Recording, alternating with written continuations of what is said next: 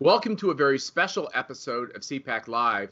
Having just seen this amazing spectacle of Donald Trump accepting the Republican nomination on the South Lawn of the White House. How great was that?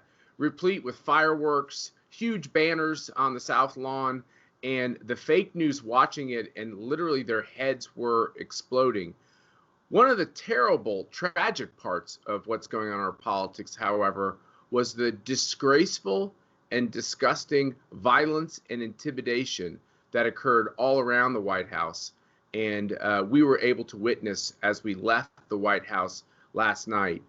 We have videos of Senator Paul being nearly thrown to the ground, of seniors being screamed at and intimidated, and lots of middle fingers and lots of horrible things that are being said as these Americans, they're just Americans, folks, were leaving their version of a political convention in the time of a pandemic.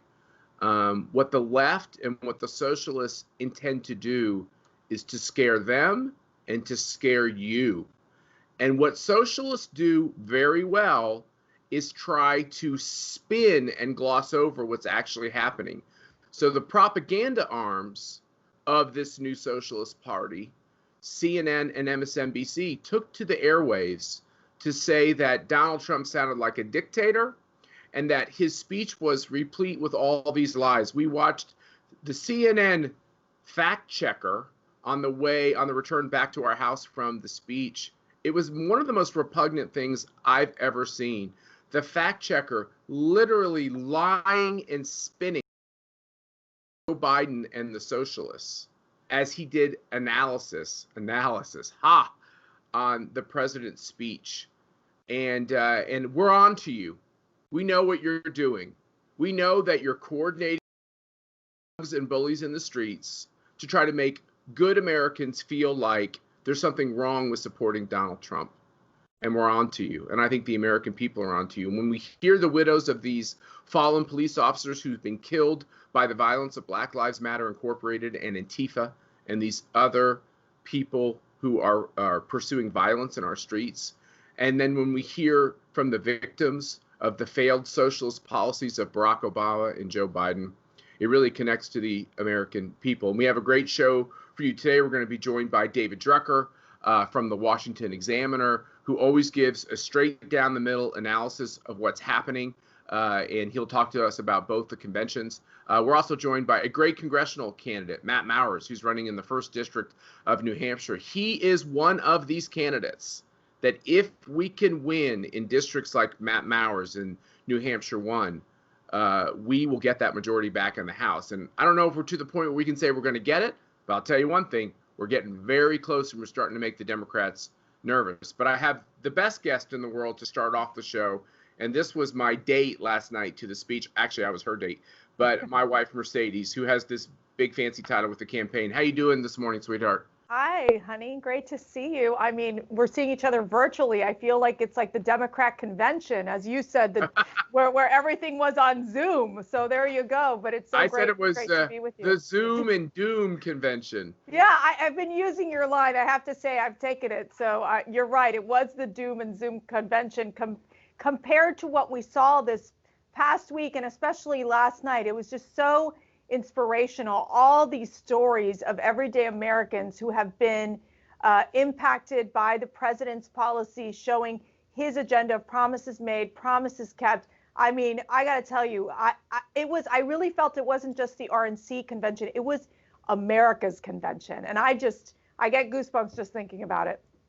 Yeah, no, it was very special to be there last night. We sat with Veronica Birkenstock, one of our ACU board members, and KT McFarland, relatives of former Congressman Phil Crane, who used to be a chairman of the ACU, were sitting behind me. I had Jesus, a new friend from Nevada, who I was on the bus tour with, the Trump bus tour with in Nevada. It was great to be around all these people who love their country. And I think one of the biggest themes was it's okay to love America.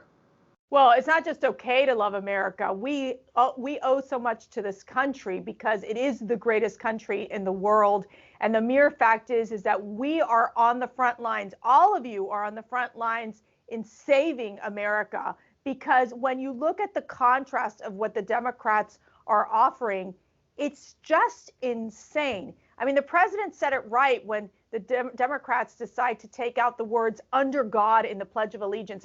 And you were talking about that fact checker, and the fact checker was like saying, no, it was daytime programming for the DNC. Oh yeah, It wasn't nighttime programming. Mercy, it's okay to take out "under God" in the pledge if it's during the day. Then it doesn't count that you're taking it out. It's so hard to follow the rules of MSNBC and CNN, but that was an interesting one to me. But if you say God at night, that means what you did during the day doesn't matter.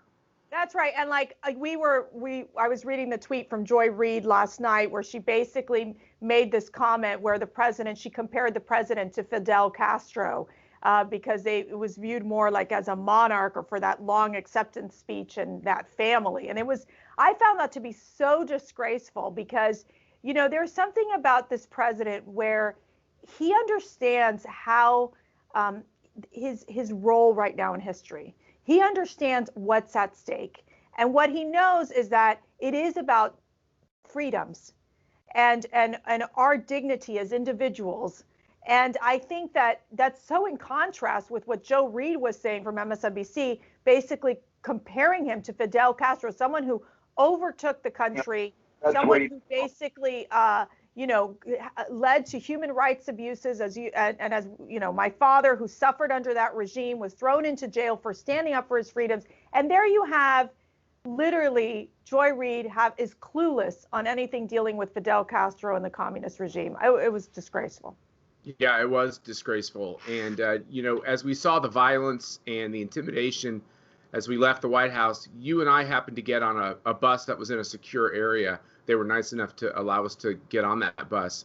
But as the bus pulled out and we saw and heard what was coming out of the mouths of mostly white people with Black Lives Matter shirts and hats and everything else, a lot of middle fingers, a lot of terrible language. Where is all this hate coming from? And was it as shocking to you as it was to me to think, I can't imagine going to a Democrat convention and literally screaming at the people leaving. No, and I think it's important to understand, and we've lived in this area for a long time.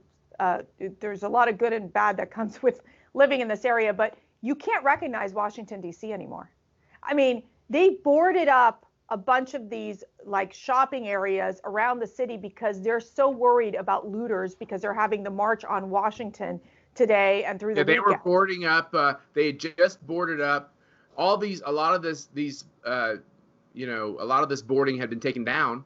Yep. And then they boarded up Gucci and all these fancy shops. They were boarding up Tiffany's as we were driving by. It's like, literally, are people getting this? If they're peaceful, why do they have to board up all the Exactly. And again, look, we support peaceful protesters. We have this great right in this country to peacefully protest. What we saw last night, it's all about intimidation tactics from the left. This is something that is very well organized. They're coming into our cities. They're burning things down. We saw this in Kenosha. We've seen this in Portland. Even you have the liberal Portland leaders finally standing up and say, okay, guys, that's enough. We can't keep doing this, because this is about creating chaos in America. And they want to put the blame on President Trump for this chaos. But the reality is this is what socialists do. This is what radicals do. They try to create not only chaos, it's disruption, it's fear. And I got to tell you, I think the American citizens are going to stand up and say no more. It's why we need President Trump in the White House. We need law and order, and we've got to provide the support to the police. I kept praying last night, and we were hearing all the noise and all the protesters, and I kept praying for the safety of our police officers, because they're the ones on the front line that have to be pushing back and basically protecting the citizens, and that's what they're doing. Yet it's the left that attack the police officers. It's the left, like Joe Biden, that basically have said we've got to move resources, defund the police, although some of them don't want to use the words, but that's exactly what they're doing. They want to weaken our police. That's right. And it's a horrible approach. Mercy, let's just have all of our viewers understand, which I know they do, but let's just go through it real quickly. Almost every segment of the Democrat National Convention They fully embraced Black Lives Matter Incorporated. They had the image of the upraised fist. Yes. They had, it was mandated, I believe, in all of these speeches, all the premium people. They endorsed this organization and this coalition. Right. The number one goal, they have 8 stinky goals, but the number one goal is defund the cops. At no point during that convention did any speaker say there are parts of Black Lives Matter that we do not accept. They embraced it all. Well, and I think, there was one, again, daytime programming at the DNC. I love it. Where you have the one lady who comes out and say, we need to abolish ICE, we need to abolish the police, and we need to abolish prisons. Those are the people that are the voices of the Democrat Party. Those are the people that Joe Biden embraces every day, and not standing by our law enforcement. I thought one of the most heart-wrenching speeches was Ann Dorn's, who lost her husband, who was a police officer in St. Louis, Missouri, got shot, cold blood, and it's the most tragic story. And to know that that woman is basically saying, as Ann shared with us, we need to stop this violence, and we need to ensure that our police are protected. And I think that's why you had Michael McHale from the National Association of Police Organizations and all these other state associations, police associations, endorsing the president. You know what I keep saying? Sweetheart, one of the big changes in this election, if you love a cop, you'll be voting for Donald Trump. Yeah. We love the fact that we did this virtually. This was fun. I know it's better to be in person with you, but I gotta work a little bit today. Yes. Who's cooking? What are we doing? Are we cooking or ordering out? That's what I want to know. We'll figure it out. But I'm proud of what you do. You're doing a great job over there at the campaign. Tell everyone they did a great job on the convention. And we're going to be right back with David Drucker. So stay tuned after this short video.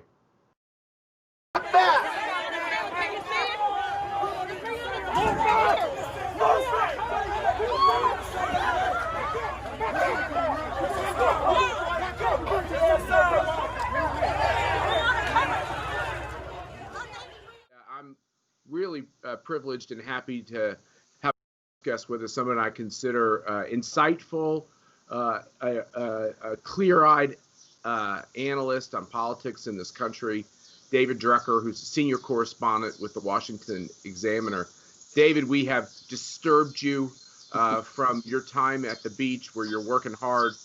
Thanks for joining us on CPAC Live. Hey, good to be here, and I'm happy to do it. All of you who know David know that he almost always has a suit and tie and a hanky, and he's a dapper dresser. And I love seeing him in this casual wear. It's like it's a sign of our times. I'm having an anxiety attack because exactly I'm not in uniform, but it's not your problem. I thought this was radio, and we had to get rolling. So let's do it. Well, the way politics works these days, when people want to hear your perspective, you just got to say yes and join them. And you're someone who's perfect to talk about. We just got through both of these conventions, the Democrat convention, so much different from the Republican convention. Yeah. Donald Trump accepting this nomination. What was your reaction as you thought of these conventions really back to back? Yeah, it was really interesting. It was different not to be there, but of course there really wasn't a there to be. And so I ended up watching the conventions like most Americans watch them. And look, I thought that Joe Biden and Donald Trump set out to do different things.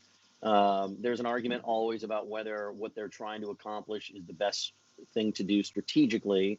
But I try and look at these from the perspectives of what their goals are, right? And so I thought with Joe Biden, we'll just take him first because he went first, according to the rules of incumbency. I thought what Joe Biden was trying to do was corral a restless coalition of liberals who all have their own agenda items that are important to them, while at the same time reaching out to disaffected Republicans who may like the president's agenda. A lot of them do like the president's agenda, but these Republicans, particularly in the suburbs, don't like him all that much. and it's become a problem for the president, which I'll get to in a minute when we talk about the Republican convention. And then what Joe Biden had to do was deliver a speech that at least rebutted this idea that he's a doddering old man who's not up to the presidency. And so I thought, based on what he was trying to do, I thought he did a pretty good job of that, because you saw a lot of the different coalitions on the center left and the far left were at least reasonably happy with their convention and felt included. I thought that by featuring some rank and file disaffected Republicans, not just the elite Republicans that are there to create this permission structure to, vote Democrat for the first time in your life, maybe, but those real people that were focused, I thought, all right, look, if you're going to try and do this, that's a good way to do it.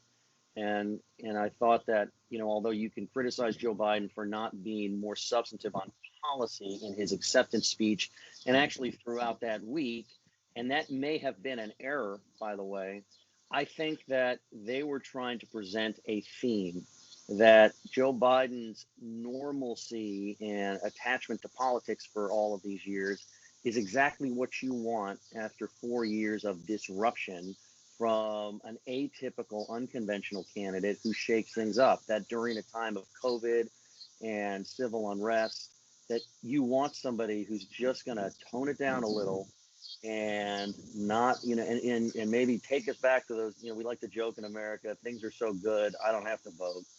It's only when things are bad that people start showing up at the polls. So I think that's what they wanted to communicate. I thought they did it. What did you think? What did you think of the production value? I mean, they're the Hollywood party. They're the ones that usually, obviously, have the movie stars and the cultural icons, because that's the way the political correctness in our country works right now. Did you notice, as at least my opinion was, is the Republican convention had a much higher production value. The Democrats must have purposely wanted it to seem as if it was all occurring in people's basements, because it was. Well, I think the Democrats definitely wanted a virtual feel. Look, they decided much earlier, based on the coronavirus, that they were going to go virtual. And it was a gradual thing. First, some of the delegates were going to stay home. Then more of the delegates were going to stay home. And then, pretty soon Joe Biden was going to stay home. And so I think I think they leaned into this really hard, right? And I think Democrats have been leaning into this really hard. And I think, at least up until now, and we'll see where things go from here, it's worked for them politically. I mean, I think when you look at why Joe Biden has a substantial national lead, even though it's lower, and in some cases a lot lower in the battleground states, I think it's because he's been meeting voters where they are on the coronavirus. But I will say, and again, we'll get to the president's convention in a minute, and I thought the president did a very good job with that convention. It was just different. But I think that there were a lot of things with the Democratic convention that did have this virtual Zoom feel, sort of like me and my T-shirt this morning, because I really wasn't prepared. But this is what a lot of people have been doing, right? Because what I call it? I call it doom and Zoom. That's what the theme of the Democratic convention was. We're all doomed. The country's a crappy place. Donald Trump is a horrible individual. The Republican Party and most of the nation is riddled with racists, and it's too unsafe to get together. And I agree with you. Those are. I mean, I'm bastardizing their themes, but those are basically what they're saying, which is that they're trying to kind of pull these grievances together, and this kind of the fact that Republicans or Donald Trump doesn't take the virus seriously. It seems like he's running with the virus, which has been a good strategy if you look at polls and stuff. But can that really get him through to Election Day?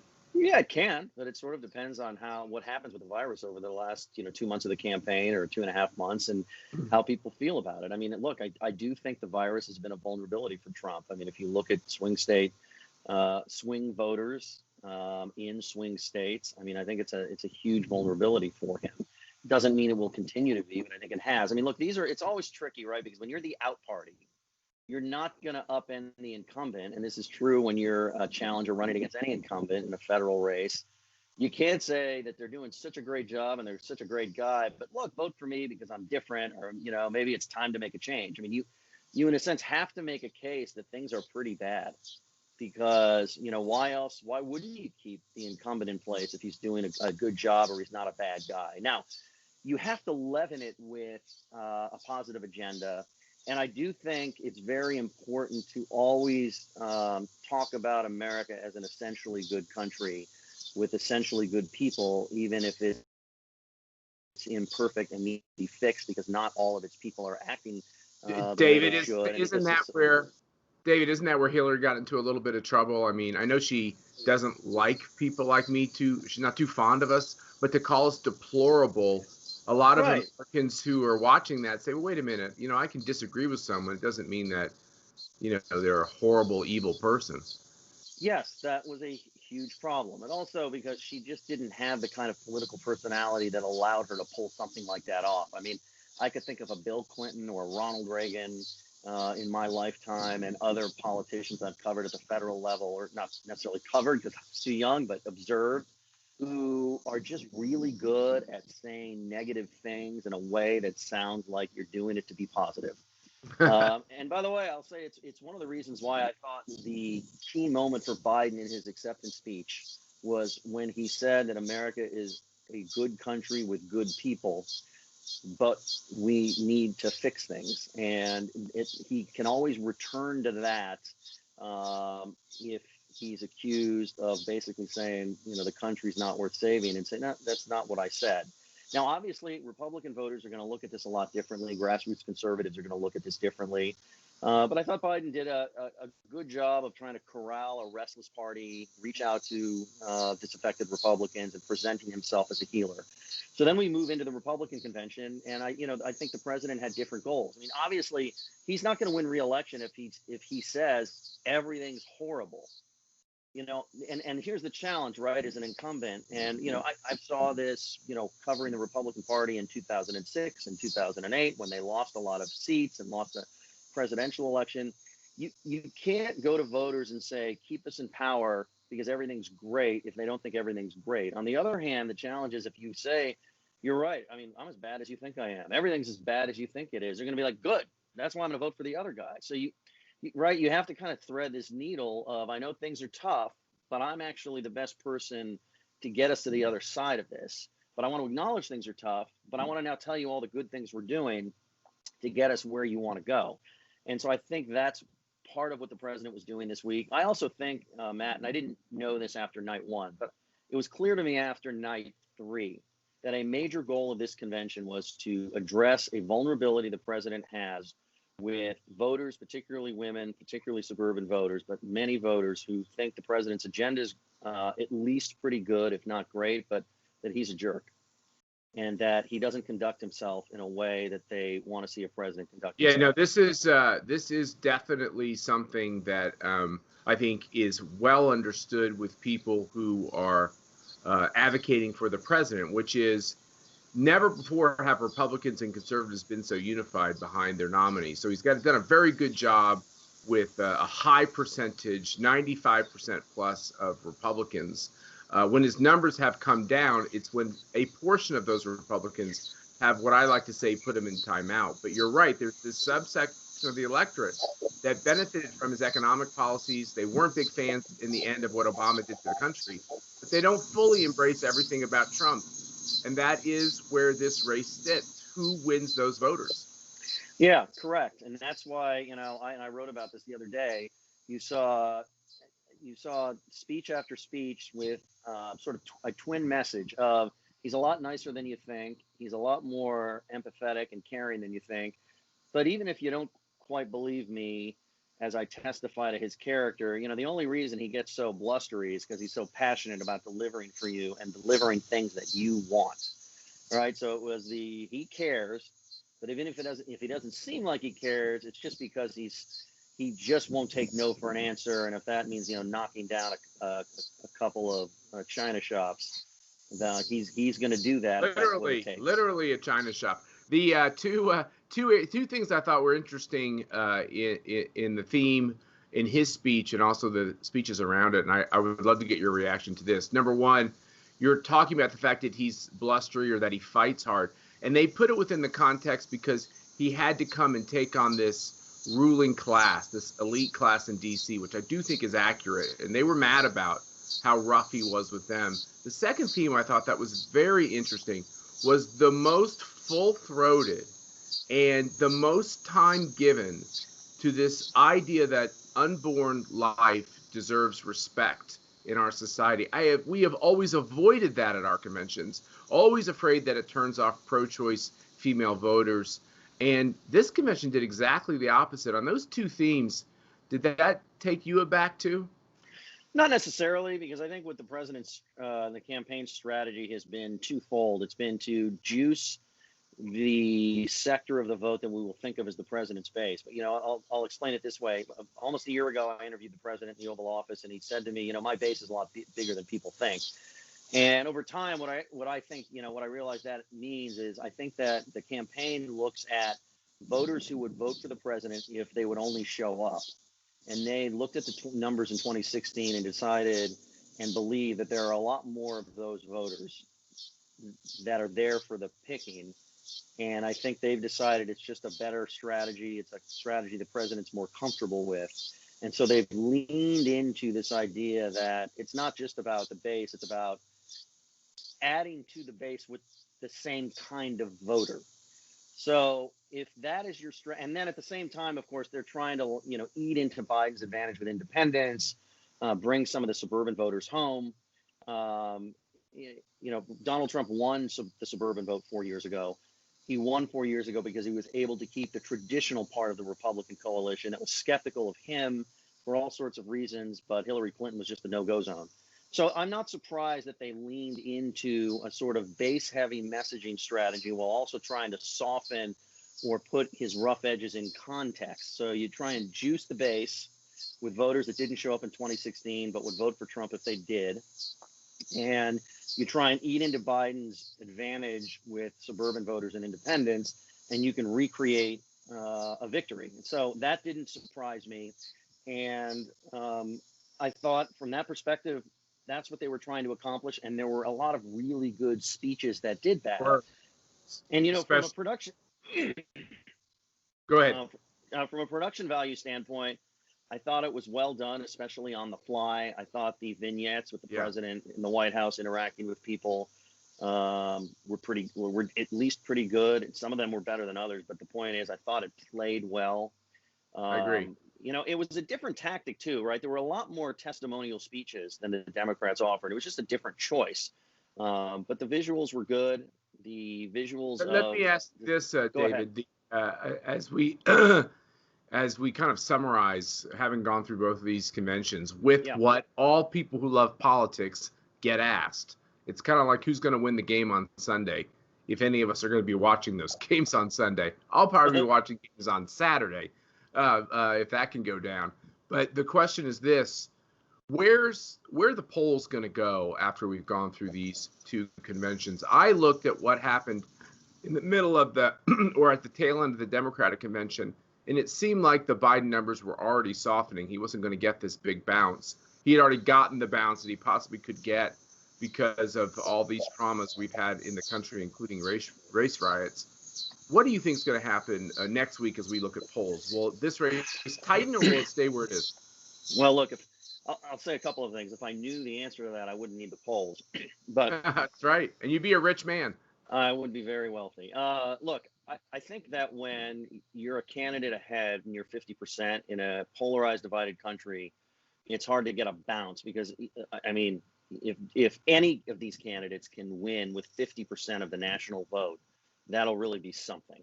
So I didn't expect Biden to get a bounce because he's already on the higher end of what is possible. We did see a poll or two where his personal favorable ratings went up. That was important for him. Now we've had an entire week of Republicans and President Trump with his speech last night. And I think that if I've seen nothing else, Republican voters that like Trump, and I don't just mean his base, but just Republican voters that are on board with voting for Trump. And as you mentioned in the polls, how much this is a unified coalition of a party and grassroots conservatives, they're going to look at everything they saw this week and say, this guy's still got it going on. He's with it. He's saying what we want him to say. He's not backing down. He's not, in other words, he's not on defense because of the virus from a political standpoint. Right. And that makes them feel like he can win. Like he's, it reminds them he's in the fight.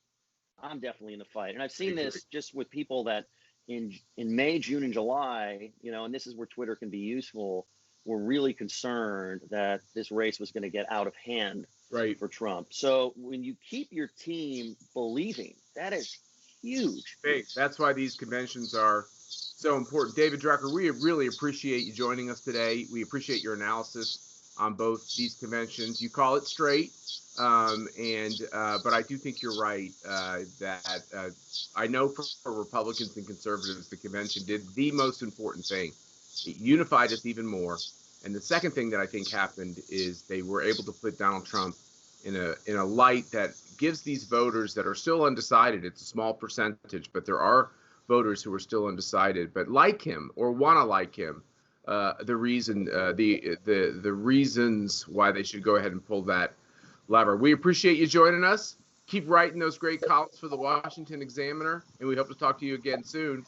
We're going to be right back. Matt. We're going to be right back after this video.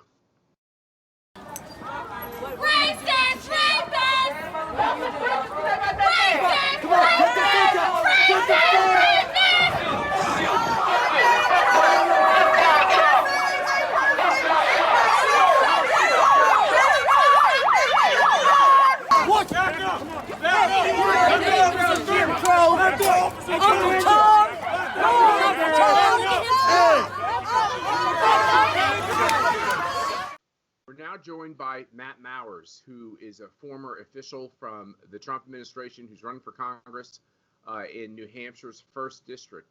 Matt, thanks for joining us on CPAC Live. Absolutely, Matt. Thanks so much for having me. I really appreciate it. So I am one of these people that believes the Republicans in the House are going to pick up a lot of ground on Nancy Pelosi's majority. And I don't know if they're going to get all the way to taking that gavel back, but at some point over the course of the next couple of weeks, Nancy Pelosi and the squad are going to realize that Republicans are really gaining on them. And on the ground in New Hampshire, am I close to being right? Yeah, no, absolutely right, Matt. And actually, you see that enthusiasm up and down the ballot. In fact, President Trump is coming to New Hampshire tonight. It's his first stop after accepting his nomination last night. So we're excited to have him. And that really shows you the energy that there is. There's a great opportunity here in New Hampshire to both reelect the president, but also send some reinforcements down to Washington, D.C. for him. So what you're telling me is that in the state of New Hampshire, a state that was definitely in play in 2016, a state that looks at the swamp in Washington and this elite establishment that the president talked about in his speech.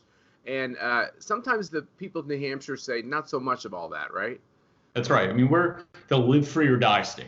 That's right. We value our independence. We like to make our own decisions. We like to live our own lives. The last thing we want is Nancy Pelosi or, her total stooge, my opponent, Chris Pappas, making decisions for the rest of us. And that's what they're trying to sell. We saw that in the convention last week. They are trying to tell us that we can't run our own lives when we know better and we know that we can. So I'm excited to get down there and actually return some New Hampshire common sense down to the swamp because we desperately need it. Well, and all of our viewers should know that the American Conservative Union has endorsed wholeheartedly Matt Mowers. We support him in every way. We know him to be a great conservative. We know he understands the pitfalls of what happens in the bureaucracies, which we like to refer to as the swamp here in Washington, D.C. We got to elect more people to Congress who know how to outwit these socialists on the other side. When you're up there campaigning in New Hampshire, Matt, are Democrats who are looking at their party and they're seeing the violence. They're seeing the violence for all of us who attended the speech last night, just even leaving the White House. And they're seeing this embrace of socialism and the propaganda arms on CNN and MSNBC. What are mainline or kind of moderate Democrats? Are they flocking to people like you? Yeah, they are. In fact, I was knocking on doors in Hooksett just last week. Hooksett is one of the suburbs just outside of Manchester. I knocked on the door of a woman who said she's a lifelong Democrat. And so, my first reaction was, all right, well, let's see how this conversation is going to go. But we started talking, and she said, why are you running? I said, well, Chris Pappas turned his back on law enforcement. He's allowed criminals to sue police officers. He's forgotten American workers when he allows China to play by their own rules and take American jobs and get away with a cover-up of COVID-19. And she looked at me and she says, okay, you've got our vote. People are waking up to what happens if Nancy Pelosi Speaker, and God forbid, we wake up on the morning of November 4th and we look at the newspaper, if we still get newspapers, and see Joe Biden becomes the next president. People understand what's at stake there. And so we're seeing that not just from Republicans, but from independents and Democrats as well. They are waking up to the fact that the Biden, Pelosi, in my case, Pappas agenda, my opponent, are making our communities less safe, and they're actually going to make it that much harder to improve our economy and come back from COVID-19. Matt, we've had all these examples of this cancel culture. You talked about your famous state motto, live free or die. A part of freedom is obviously the ability to have political views and to express them.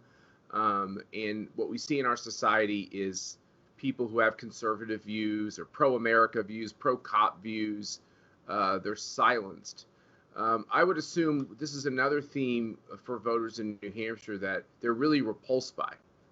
Yeah, I think Ivanka Trump said it so well last night when she said we welcome dialogue, we don't cancel it. We're the type of state, and we're the country that values differences of opinion. That's okay. And that's actually one of the reasons I'm running. My opponent, Chris Pappas, has voted with Nancy Pelosi literally 100% of the time. That's not an exaggeration. Including on impeachment, which right. Can't be a very popular thing these days when they realize it was all just a political battle. Yeah, well, you look at the fact that President Trump won our district in 2016. And my opponent, Chris Pappas, was the first Trump district Democrat in the country to support the impeachment process. The very first one. Last July, before they were even talking about anything that ended up in the ultimate articles, he was supporting the impeachment process, because that's how beholden he and so many of his colleagues are to Nancy Pelosi and the left wing of their party. And so we don't need people to go down to D.C. and just become part of the artwork on the wall in the speaker's office. Right. We need people who are actually going to go and use independent judgment, show leadership, deliver for their constituents, and speak the truth and do the right thing. And that's what we're lacking right now in Congress, because instead you have a bunch of left-wing Pelosi lackeys down there, not folks who are looking out for the interests of their own constituents. Matt, how does the CPAC community and our viewers, how can they get in touch with you and help you in this important effort to take back this congressional seat? Well, we'd welcome them to get engaged in the campaign. This is a national campaign to take back the House. And so folks can go to mattmowers.com and join in. So Matt Mowers, MattMowers.com. We'd love to get you involved, whether you're interested in supporting our campaign, investing in it, whether you're looking to come up at some point and knock on some doors. We'd love everyone's support. Just be careful when you knock on doors in New Hampshire, because gun ownership in New Hampshire is very high, Matt. Yes, it is. We're very proud of that, too. We're all proud of you for that. Matt Mowers, thanks for joining us on CPAC Live. Thanks for your important conservative voice. And ahead of time, I'm going to predict you're going to win this race. And I want to tell you ahead of time, we appreciate all those great conservative votes you're going to cast in the House of Representatives. Absolutely. Well, thank you so much, Matt, for having me and for ACU support. It means the world. And we won't let you down. We'll win this race. All right, Matt. Thank you, sir. Thank you. Oh, really? Really? That's fine. I don't speak to people like that. I Really? You like soapy chance, right? He likes you, don't you? Want to stick that little sausage in? Literally walking down the sidewalk. Don't get me on there. He's a Donald Trump supporter. He supports racism. Get away from me. You get away from me. Hey, I just wanted to come back and tell you about CPAC Pennsylvania. Our vice chairman of the ACU, Charlie Giroux, is doing a great job organizing this important event in Washington, Pennsylvania. It's going to be on September 19th, and you can go to our website, as I hope you do every day, and I hope you watch this show on our website. That's conservative.org, the best name of any website in the country, and go find the icon for CPAC Pennsylvania and sign up. What we're finding is, for instance, when we did CPAC Wisconsin, there's a real pent-up demand for people to come together and talk about saving their country. And as you see this vile socialist agenda, the manifesto that Joe Biden and his supporters are trying to put over on us, it's really important more than ever to take people who in their gut know the right thing to do is to pull the lever for Donald Trump and for Republicans running for the House and Senate, but also to remind them about the philosophy behind why America is such a special place. We'll be talking about that in Washington, Pennsylvania, which is right there by Pittsburgh, Pennsylvania. Pennsylvania, there's no more important state than the Commonwealth of Pennsylvania in November in this election. It's a critical state for the president to win, and it's a critical state for conservatives to have a big role in affecting the great people of Pennsylvania as they try to consider, which party they should be a part of, what philosophy they should embrace. Should we have less government? Should we have more government? And every time we go to Pennsylvania, we'll be talking a lot about the Second Amendment, one of our most important freedoms enshrined in our Bill of Rights. So join us at CPAC Pennsylvania. Thank you for joining us on CPAC Live today. What a great show. Of course, my favorite part was getting to talk to my wife, who I don't get to see so much these days. We're all going to work hard for the next 70 plus days to make sure that we're all celebrating in November, or if the Democrats have their way, we'll be celebrating in December, because we won't know the results of the race for weeks and weeks, because they're trying to make it as impossible as it possibly can be to have a clear and historic voting process. Thanks again for joining us on CPAC Live. We'll talk to you again next week.